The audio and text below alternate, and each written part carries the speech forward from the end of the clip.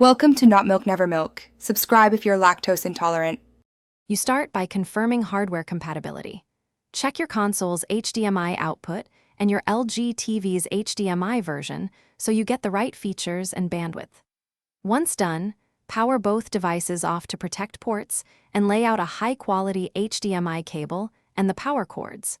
Make sure you can reach the TV's HDMI ports without strain. Doing this avoids repeated unplugging later and ensures you'll access the correct input immediately when you power everything on. You plug the HDMI cable firmly into the console and into the TV's selected HDMI port. A loose fit causes signal dropouts, so press until it clicks. Next, connect the console's power and turn on the TV first so it can detect incoming signals, then power the console. Use the TV remote to pick the exact HDMI input.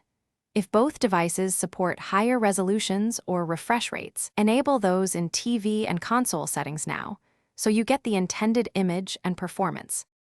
You finish by configuring video output on the console to match the TV resolution and HDR/VRR options. This ensures color accuracy and smooth motion. If the TV shows no signal, swap HDMI ports or another cable, and power cycle both devices. This resolves most handshake problems. Make sure the TV firmware and console system are up to date because compatibility fixes often arrive via updates.